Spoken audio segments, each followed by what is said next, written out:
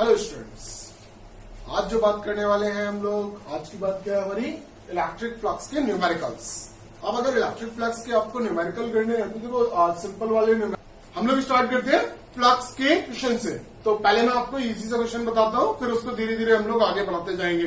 पहले मैं आपको नॉर्मल सा क्वेश्चन बता रहा हूँ कि भाई नॉर्मल से में क्या होगा कि आपको मान लो इस तरीके से बोल दिया जाए कि भाई कोई ए स्फीयर है और उसमें आपका कोई क्यू चार्ज रखा हुआ है, बताओ आपका फ्लक्स कितना होगा। तो फ्लक्स कितना हो जाएगा क्यू अपॉन एप्सिलॉन नॉट। अब बोल दिया जाए कि भाई एक और स्फीयर है और वो स्फीयर बी है, अब बताओ फ्लक्स थ्रो ए तो ये है, फ्लक्स थ्रो बी कितना होगा, तो भाई ये भी होगा क्यू अपॉन एप्सिलॉन नॉट। अब वो बोलते हैं कि भाई यहां पे आपको क्यू और दिया गया है, अब कितना होगा, तो अब क्या बोल दोगे भाई कि फ्लक्स आपका थ्रो ए कितना होगा Q upon epsilon naught, but flux through B कितना हो जाएगा क्यू प्लस क्यू। भाई ये क्यू और ये क्यू दोनों कहां है, अंदर है, दोनों अंदर है, इसका मतलब डिवाइडेड बाई एप्सिलॉन। तो इस तरीके से वेरिएशन कर लोगे। अभी वो बोलते हैं कि भाई ये डायरेक्टरी कांस्टेंट और रखा हुआ है इसमें जिसकी वैल्यू के है, तो फ्लक्स कितना हो जाएगा भाई, फ्लक्स हो जाएगा Q plus Q divided by के एप्सिलॉन नॉट। इतना वेरिएशन दे देगा वो, बहुत ज्यादा करेगा। तो अब इससे आगे क्या कर सकता है वो, अब इस क्वेश्चन को और टफ बना सकता है। टफ देखो कैसे बना रहा है वो। अब उसने नेक्स्ट बात क्या कर ली कि भाई एक काम करो, रॉड रख लो इसके अंदर। उसने क्या किया कि भाई ये आपका एक स्फीयर है और इस स्फीयर के अंदर एक रॉड रखी हुई है ए बी, लेंथ है उसकी भैया एल। अब बताओ फ्लक्स कितना होगा, बट इसकी चार्ज डेंसिटी लैम्डा दे रखी है जो कि इक्वल टू के एक्स है। के इज कांस्टेंट, आपका ये कूलम्ब कांस्टेंट नहीं है, आपका कोई और कांस्टेंट नहीं है, ये डायरेक्टरी कांस्टेंट भी नहीं है, ये कांस्टेंट है, ठीक है, इसकी वैल्यू कुछ भी हो सकती है। तो अब अगर मैं बात करूं कि अब कितना होगा, तो देखो हम लोगों को लैम्डा के बारे में पता था कि भाई डी क्यू ओपन क्या होता है, डीएक्स होता है। तो D Q upon dx equal to कितना हो जाएगा आपका के एक्स। देखो क्यों मुझे ये लेना पड़ जा रहा है, क्योंकि इस बार जो आपका मैं यहां पर बात कर लेता हूं आपसे क्लियर कि देखो ये जो रॉड दी गई है इस रॉड पे चार्ज है, चार्ज डेंसिटी दी गई है लैम्डा, बट लैम्डा जो है वो एक्स पे डिपेंड कर रहा है। मतलब जो आपका चार्ज डेंसिटी है वो कांस्टेंट नहीं है। हो सकता है आपकी रॉड ऐसे हो, यहां पे चार्ज बहुत ज्यादा हो, फिर धीरे धीरे कम होता गया हो। तो इस तरीके का सिनेरियो आपको दिया गया है। मतलब इस बार जो चार्ज है वो यूनिफॉर्मली डिस्ट्रीब्यूटेड नहीं है। यूनिफॉर्मली डिस्ट्रीब्यूटेड नहीं है तो उस केस में मुझे क्या करना पड़ जाएगा, अब मुझे बेसिक डेफिनेशन इंटीग्रेशन वाले काम से काम चलाना पड़ेगा इस रॉड के ऊपर पूरा चार्ज निकालने के लिए। चार्ज क्यों निकालना पड़ रहा है, क्योंकि गॉस लॉ जो आपसे कहता है वो क्या कहता है कि भाई आपको चार्ज की रिक्वायरमेंट होगी, क्यू एनक्लोज कितना है वो निकालना पड़ेगा। तो यहां पे अगर मैं बात करूं तो डी क्यू इक्वल टू कितना हो जाएगा के x into D x. Integrate कर दो भाई दोनों साइड को, तो कितना आ गया के क्या है कांस्टेंट, एक्स डी एक्स। क्या आ जाएगा भाई यहां पे, अगर मैं क्यू की बात करूं तो क्यू इक्वल टू कितना हो जाएगा के, और क्या आ जाएगा आपका भाई एक्स स्क्वायर बाई 2। इंटीग्रेशन हो गया इसका। अच्छा लिमिट क्या रहेगी भाई, अगर आपको ये बात बोली जाएगी न्यूमेरिकल के अंदर, क्या बोली जाएगी कि जो हम लोग डिस्टेंस मेजर कर रहे हैं वो डिस्टेंस एंड ए से मेजर कर रहे हैं और यहां पे ये डिस्टेंस है एक्स। इसका मतलब समझ रहे हो कि आपकी एक्स की मिनिमम वैल्यू कितनी हो सकती है 0, मैक्सिमम वैल्यू कितनी हो सकती है एल। तो कितना हो गया 0 टू एल, कितना हो गया 0 टू एल, कितना आ गया के एल स्क्वायर बाई 2 माइनस 0 का स्क्वायर बाई 2, कितना आ गया के एल स्क्वायर बाई क्यू की वैल्यू। अब अगर फ्लक्स पूछा जाए तो फ्लक्स इक्वल टू कितना हो जाएगा क्यू अपॉन एप्सिलॉन नॉट। तो फ्लक्स को कितना लिख देंगे हम लोग, phi equal to K L square by 2 epsilon naught. आ गया हमारा आंसर, थोड़ा इजी सा होगा। तो अगर आपको यूनिफॉर्म रॉड नहीं दे रखी है, आप यहां से स्टार्ट कर दोगे। मैंने चार्ज डिस्ट्रीब्यूशन वाला जो हमारा लेक्चर है उसके अंदर मैंने आपको ये बताया भी है कि अगर यूनिफॉर्म होता है तो हम लिख देते हैं क्यू अपॉन एल या जो भी है, मगर अगर यूनिफॉर्म नहीं होता है तो हम लोग डी क्यू अपॉन डीएक्स को यूज करते हैं। इसके थ्रू फिर हम लोग सारे काम करते हैं। तो उसकी ये एप्लीकेशन इस तरीके से आप कर लोगे। चलो अब मैं बढ़ता हूं अपने फ्लक्स के नए टाइप के क्वेश्चन के लिए। तो नया क्या हो सकता है उसके बारे में बात कर लेता हूं। देखो अब हम लोग वेरिएबल इलेक्ट्रिक फील्ड के बारे में बात करते हैं। अगर फील्ड हमारा वेरिएबल होगा तो हम लोग इलेक्ट्रिक फ्लक्स कैसे निकालेंगे, जो कि एनसीईआरटी में हमें एक क्वेश्चन दे रखे हैं और बोर्ड के भी बहुत फेवरेट क्वेश्चन है। कंपटीशन के लिए नहीं बोलूंगा, बट हाँ बोर्ड के लिए बहुत फेवरेट क्वेश्चन है। तो चलो उनकी तरफ बटन वाले न्यूमेरिकल तो आपको सबको पता होगा, उसके बारे में मैं बात ही नहीं करूंगा ज्यादा। हम लोग फॉर्मूला लिख लेते हैं पहले। ई क्या होता है, ई इंटू डेल्टा एस आपका, या फिर अगर आप इसे स्केलर फॉर्म में लिखना चाहें, ये तो वेक्टर फॉर्म हो गई। स्केलर फॉर्म में क्या होता है, ई डेल्टा एस कॉस थीटा। ठीक है, तो ये दोनों फॉर्मूले हमारे यूज आने वाले हैं। मैं बेसिकली स्केलर फॉर्म की ज्यादा बात करूंगा। अब देखो मैं एक केस ले रहा हूं कि हम लोगों को मान लो इस तरीके से कोई दे दिया गया। अब इस पर बोल दिया गया कि आपका ये कोई सिलेंड्रिकल पार्ट है, ये आपका 1 मीटर है, यहां पे ये 1 मीटर है।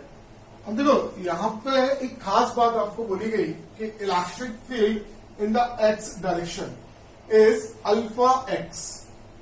ठीक है, electric field in Y direction and electric field in Z direction equal to 0।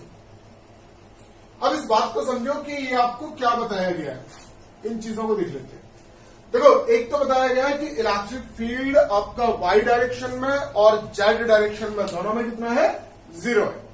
दूसरी इंफॉर्मेशन क्या दी गई है कि जो एक्स डायरेक्शन में वो इलेक्ट्रिक फील्ड है बट यूनिफॉर्म नहीं है, अब आप लोगों सर यूनिफॉर्म क्यों नहीं है? यूनिफॉर्म इस वजह से नहीं है क्योंकि एक्स की वैल्यू पे आपका इलेक्ट्रिक फील्ड डिपेंड कर रहा है। मतलब एक्स जैसे जैसे आपकी इंक्रीज होगी वैसे वैसे आपका इलेक्ट्रिक फील्ड भी इंक्रीज हो जाएगा।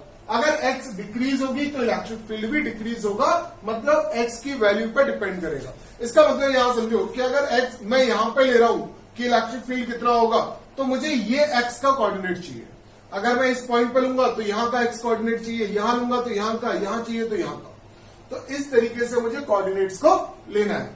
अब देखो अगर अब मुझे सॉल्व करने के लिए बोल दिया जाए और मुझे ये भी बोल दिया जाए कि इस जो आपका सिलेंडर है उसका एरिया कुछ बोल देते हैं 25 मीटर या फिर मीटर स्क्वायर ले लेते हैं। चलो बहुत ज्यादा है हालांकि, बट ले लिया। ठीक है, उसके बाद अगर मैं यहाँ पे और कोई बात करूं, ए वाई हो गया, ई जेड हो गया, 25 मीटर स्क्वायर दे दिया। अब हम लोग यहाँ अल्फा की वैल्यू लिख देते हैं कि लेट अल्फा इक्वल्स टू आपका ले लेते हैं कुछ 200 या 400। ठीक है, हम लोगों ने अल्फा को ले लिया 400। वो न्यूमेरिकल वैल्यू क्या क्या होंगी, इनके क्या यूनिट्स होंगी, वो एक अलग चीज है। आप यहाँ पे बस इतना समझ लें। अब देखो अल्फा की वैल्यू मुझे दी गई है, इसका मतलब इलेक्ट्रिक फील्ड। अब मैं अल्फा को तो डायरेक्टली रख सकता हूं या एंड में रख दूं। तो अब अगर मुझे देखो इस फेस पे कैलकुलेट करना है, अब सिलेंडर हमारा ऐसे रखा हुआ है, इस फेस पे कैलकुलेट करना है या इस फेस पे? अच्छा, बाकी के जो फेस होंगे उनके लिए इलेक्ट्रिक फील्ड तो ऐसे है और एरिया वेक्टर किसी के लिए ऐसे, किसी के लिए ऐसे। तो हर जगह पर अगर मैं एरिया वेक्टर को देखूंगा और इलेक्ट्रिक फील्ड को देखूंगा तो इस कार्व्ड सरफेस के लिए कितना हो जाएगा, 90 का।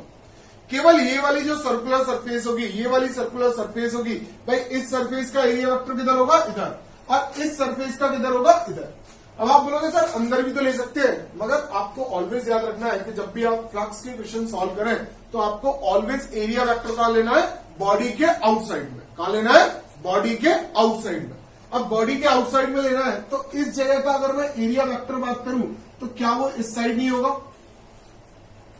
अगर मैं इस साइड का बात करूं तो इस साइड का एरिया वेक्टर इस साइड में। अच्छा, इलेक्ट्रिक फील्ड की वैल्यू किधर है, इलेक्ट्रिक फील्ड की वैल्यू है ऐसे। तो अब देखो इस वाले केस में अगर मैं बात करूं, इसे लेफ्ट फेस बोल दूं और इसे राइट फेस बोल दूं, तो लेफ्ट वाले फेस के लिए आपका जो एंगल है वो एंगल कितना है, वो एंगल है 180 डिग्री, क्योंकि आपका इलेक्ट्रिक फील्ड इधर और एरिया वेक्टर इधर। और अगर मैं राइट वाले फेस के लिए बात करूं तो राइट वाले फेस के लिए इधर है और आपका इलेक्ट्रिक फील्ड भी इधर है, मतलब एंगल कितना है, 0 डिग्री। तो अगर मुझसे फ्लक्स पूछा जाए कि भाई फ्लक्स कितना होगा, तो फ्लक्स अगर मुझे लेफ्ट फेस से निकालना पड़े तो लेफ्ट फेस से कितना हो जाएगा, ई की वैल्यू, और ई की वैल्यू कितनी है, अल्फा, इंटू एक्स की वैल्यू कितनी है, एक्स की वैल्यू है 1। ठीक है, अब उसके बाद क्या होगा, इंटू क्या हो जाएगा, एरिया। एरिया कितना है हमारा, 25 मल्टीप्लाइड बाई, अब हमारा एंगल कितना है, कॉस 180 डिग्री। अगर मैं ये वैल्यू निकालूं तो कितना हो गया भाई, ये हो गया 25 अल्फा और कॉस 180 की वैल्यू -1, दैट इज -25 अल्फा। ठीक है, अब अगर मुझे राइट फेस से निकालना हो तो मैं राइट फेस से निकाल लेता हूं कि भाई राइट फेस से क्या होगा, फ्लक्स थ्रो राइट फेस कितना हो जाएगा, कितना हो जाएगा भाई फ्लक्स थ्रो राइट फेस। अब देखो इलेक्ट्रिक फील्ड की वैल्यू को देख लेते हैं। इलेक्ट्रिक फील्ड की वैल्यू कितनी है भाई अल्फा एक्स, बट अब एक्स की वैल्यू 1 मीटर नहीं रही। लेफ्ट फेस के लिए तो 1 मीटर थी, मगर जो राइट वाला फेस है उसके लिए 1 मीटर ही है और 1 मीटर ही है।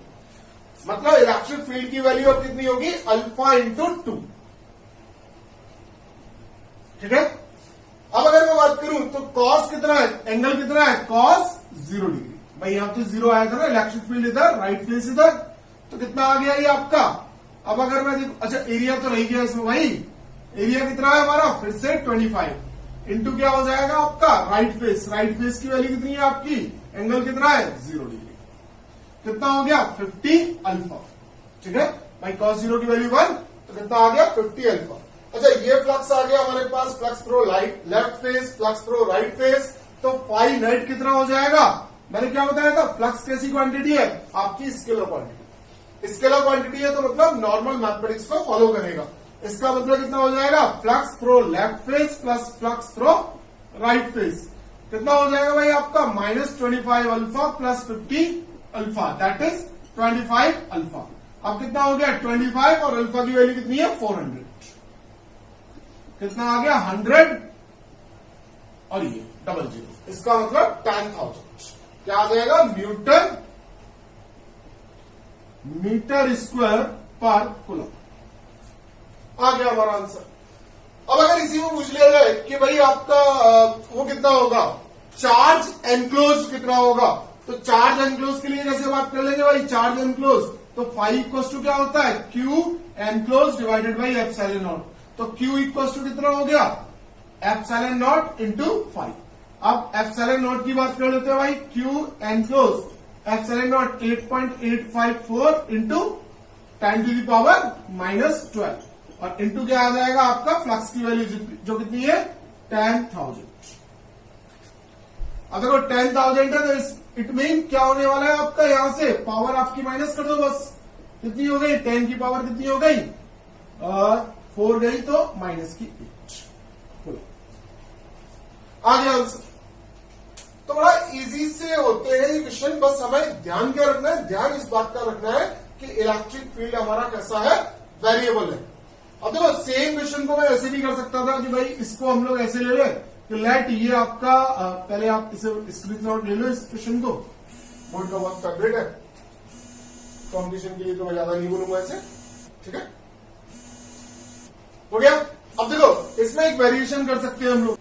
अब देखो वही दोबारा से वही एग्जांपल है हमारा, बट अब इस बार हम लोगों ने क्या किया है कि सिलेंडर को सेंटर पे हम लोगों ने इस तरीके से रख दिया ओरिजिन पे, और 1 मीटर इधर है 1 मीटर इधर है, एरिया वही लिया है, फिर से लेफ्ट और राइट लिया है। ठीक है। अब इलेक्ट्रिक फील्ड आपको क्या बोला गया, इलेक्ट्रिक फील्ड बोला गया आपको अल्फा आई कैप और अल्फा माइनस का अल्फा आई कैप। कब बोला गया, ये बोला गया एक्स ग्रेटर देन 0 के लिए, एक्स और लगा देते हैं इसमें। ठीक है, एक्स लेस देन 0 के लिए। अब अगर आपसे बात करी जाती है तो आई के टर्म्स में आपको बात करनी होगी, तो आप भी आई के टर्म्स में ही बात करें। तो फ्लक्स का फॉर्मूला क्या था, E vector dot delta S vector. तो अगर मुझे लेफ्ट फेस से निकालना है तो ई की वैल्यू कितनी हो जाएगी अल्फा, एक्स की वैल्यू कितनी 1 इंटू आई कैप। अब देखो डेल्टा एस कितना हो जाएगा, ये वाला फेस है लेफ्ट की बात कर रहे हैं तो इस साइड में होगा एरिया वेक्टर, इस वाले फेस का कहां होगा इस साइड में होगा, तो क्या आउटवर्ड होता है। तो अब अगर मैं बात करूं तो एरिया कितना हो गया 25 और कितना हो जाएगा इंटू, अब देखो इस साइड का एरिया वेक्टर कौन होगा माइनस आई कैप। अब अगर मैं आंसर को देखूं तो देखो सॉरी हम लोगों ने इस डायरेक्शन की बात कर रहे हैं तो इलेक्ट्रिक फील्ड का ये फॉर्मूला हमें यूज करना पड़ेगा जो कि माइनस है। अब अगर मैं देखूं तो कितना आ गया 25 और कितना आ गया अल्फा, भाई माइनस माइनस प्लस हो गया, आई इंटू आई कितना हो गया 1 हो गया, तो कितना आ गया 25 अल्फा। राइट फेस से अगर मैं बात करूं तो राइट फेस से कितना हो जाएगा भाई, राइट फेस के लिए ये होगा एक्स ग्रेटर देन 0 है हमारा, तो alpha x I cap multiplied by क्या हो जाएगा, एक्स की वैल्यू कितनी है भाई इस बार भी 1, और क्या हो जाएगा आपका इंटू एरिया, एरिया कितना है भाई हमारा 25 और एरिया वेक्टर कितना है आई कैप। कितना आंसर आ गया 25 आई कैप इंटू आई कैप कितना हो गया 1, तो 25 अल्फा। अब अगर उससे फाई नेट पूछा जाए तो फाई नेट इक्वल टू कितना हो जाएगा, क्योंकि स्केलर क्वांटिटी है तो phi L plus phi R, answer कितना आ गया हमारा? Phi net equals to 25 alpha plus 25 alpha that is 50 alpha newton metre square पर कूलम। अल्फा की वैल्यू अभी 400 दी गई थी, तो आप 400 यूज कर लोगे, उससे भी आंसर आ जाएगा। तो इस तरीके से आप इस क्वेश्चन को सॉल्व कर लोगे। अब क्या कर सकता है? बाई डायरेक्शन में बात कर सकता है, वो जेड डायरेक्शन में बात कर सकता है, या फिर किसी और तरीके से बात कर सकता है। अभी मान लो इसको ही कुछ आड़ा टेढ़ा रख दे तो वो बात कर सकता है कि इसको ऐसे रख दिया भाई। तो अब क्या है, आपको एरिया वेक्टर का इस साइड का कंपोनेंट निकालना है, आपको एरिया वेक्टर का इस साइड का कंपोनेंट निकालना है। तो वेरिएशन कुछ भी दे दे वो आराम से आप सॉल्व कर सकते हो उसको। ठीक है, बात आ गई समझ में? चलो ठीक है, हटा दे रहा हूं मैं इसको, हटा के देता हूं।